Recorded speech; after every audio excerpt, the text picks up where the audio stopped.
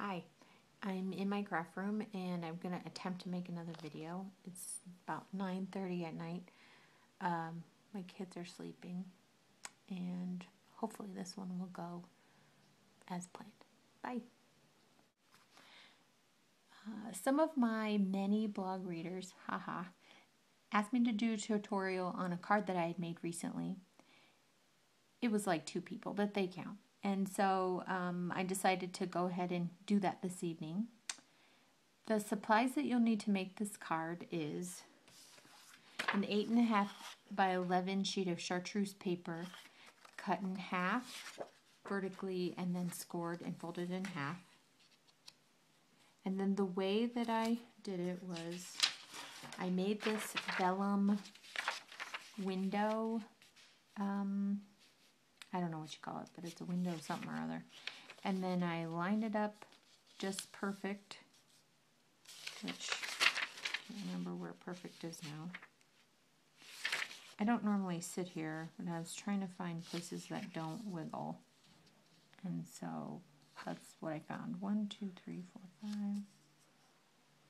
3, 4, 5. I think that's right. Okay, so I'm going to take a guess here.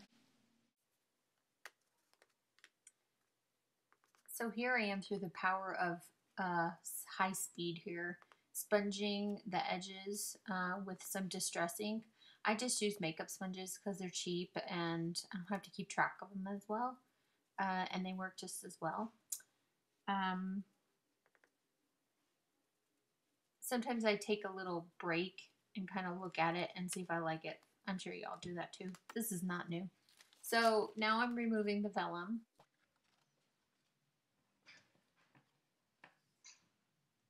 I'm using my mime technique to demonstrate to you that I'm using some paper tray ink dyes and cutting some vellum flowers out of that.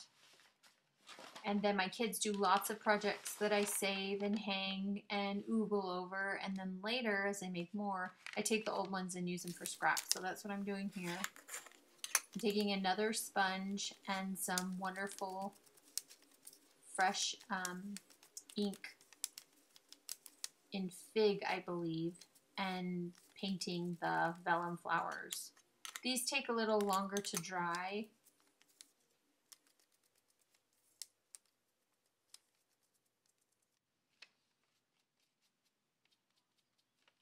So just set them aside and then go back to it when it's time. It should be dry by then.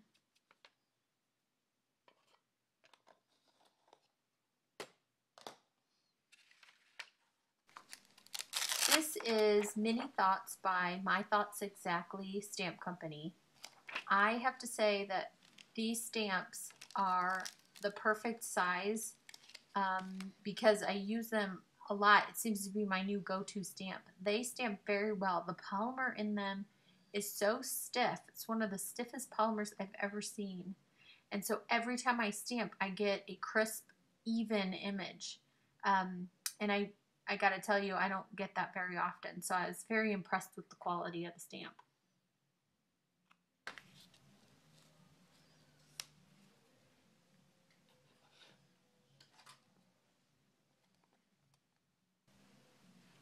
All of the blog idols, I guess, use this VersaFine black. And I like it very much because if I do get an oops, I just emboss the image. It's embossable. That's why it costs a little more than other black inks. And it will kind of hide my errors a little bit and make it look like I was intending to emboss when that wasn't the case. Here I am putting the vellum flowers onto the card. I got this tiny attacher. I'm not sure why. I really avoided buying it because I thought it's a stinking stapler. I got staplers. What do I need a tiny attacher for? But it really is a great purchase. It makes the cutest little staples. It's great for ribbon and lots of other things. So, and it has a bajillion staples, so you can use it to your heart's content and not feel like you're going to use them all up. So that's what I'm using to attach the vellum. This card was originally made for Virginia's View, where they had, I believe it was poppies in the photo, and I don't have any poppy stamps, so I was trying to give the impression of these kind of see-through flowers, and I came up with this technique. I lost the challenge, by the way, in case you're interested in knowing what happened to that story, but it's okay. The winners were really fantastic, and they definitely deserve to win. At first, I thought about leaving the staples on the card to kind of give it a industrial vibe. But then after I thought about it, I thought I don't really want to have an industrial vibe. So I covered up the staples with these little rows of gems. And you just have to be careful because I didn't quite pay attention to that third flower very well. But you have to get the staple on straight or you end up getting these crooked little gems, which bothered me a little bit. I hid the one on the right, but I couldn't do as well on that first front flower.